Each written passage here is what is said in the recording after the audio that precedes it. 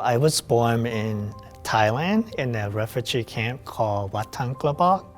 I would say as a kid, from a kid perspective, that was a really fun and adventurous place to be in, because you can go up. Basically, there you can't get out of the camp, but the camp is big enough for you to kind of go around and explore the outdoors. And it was surrounded by mountains, and so it was amazing place as a kid. You can go swimming, go up the mountains, climb up trees, and do all sorts of outdoor activity. And so it was a great place. But as looking back as an adult now, I feel it's a different lens, because back then there weren't really much opportunity especially for the adult or parents who were there. I believe is right in the start of spring in 2004. We actually realized that it's actually coming true, that we are all going to be relocated to different parts of the world, and the United States was one of the options. Yeah, packing up everything and decide whether what we want to take and what we want to left behind was tough.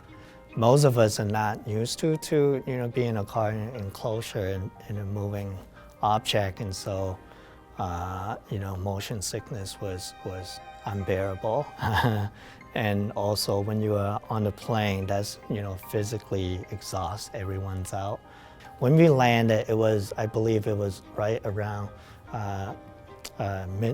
basically not midnight, I wouldn't say, right around 9 p.m.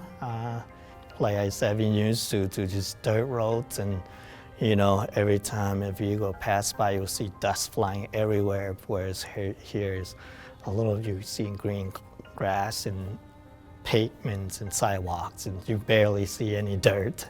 That was a little different from what we're used to.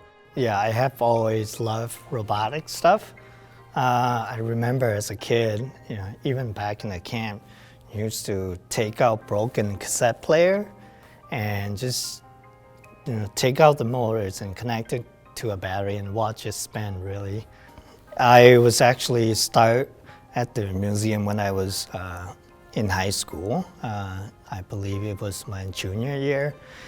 And then I went to college, went to the University of Minnesota, Twin City, and actually reapplied to be a Maker Corps member.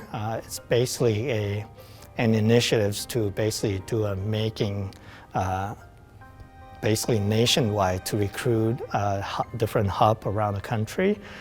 Basically develop hands-on activity, tabletop hands-on activity for the museum.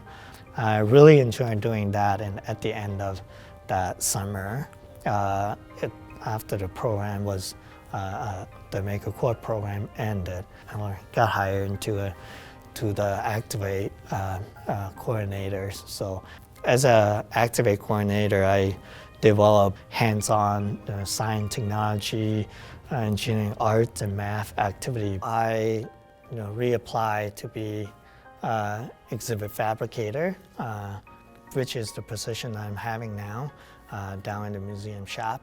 Basically to prototype and then make exhibit components for the museum. Me and Aki, another co-worker, we get to kind of lead teacher in terms of helping them develop a making space program or actual physical space. You get to make something for to inspire other who being seen by it, or